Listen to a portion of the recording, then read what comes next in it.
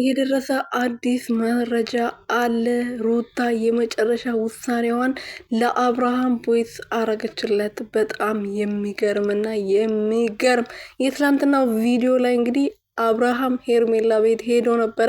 ሄርሜላ ደግሞ ከኔ ጋር ኑር ብላ ብዙ ምክንያቶች ስትለምነው ስትማጽነው ነበረና ከኔ ጋር ኑር አንድ ክላስ አለ ብላ እንግዲህ እግሩ ስር ወድቃ መለመን ብቻ ነበር የቀራት።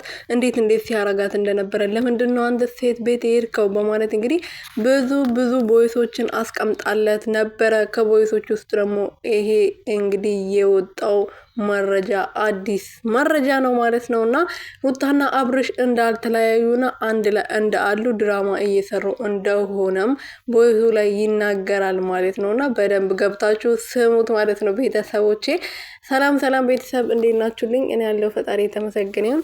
በያላችሁበት ሰላማችሁ ብዝት ትርፍርፍ ይበልልኝ። ትላንት ማታ ሩትዬ በራሷ ቤት ከኤፋ ጋር መጣ ነበረ።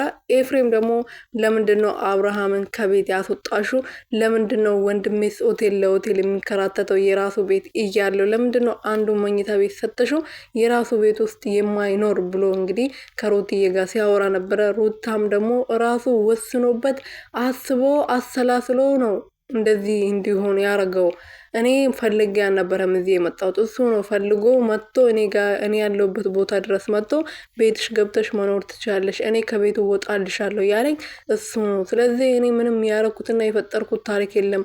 እኔም ሴት ሆኜ እርጉዝ ሆኜ ቤት ተከራይቼ ኖሬ አውቃለሁ። ስለዚህ ምንድነው ይሄናል ማካበድ ማጋነን አያስፈልግም። ወንድ ልጅ ነው የፈለገውን ነገር አድርጎ መኖር ይችላል። ልጁን በፈለገው ሰዓት መጥቶ ማየት ይችላል ብላ መልሳለታለች። ኤፍሬም ደግሞ በጣም ነው የተቀየምኩሽ፣ እንደዚህ ትሆኛለሽ ወይም ደግሞ እንደዚህ በአንድ ትቀየራለሽ ብዬ አስቤም አላቅም ብሎ መልሶላታል።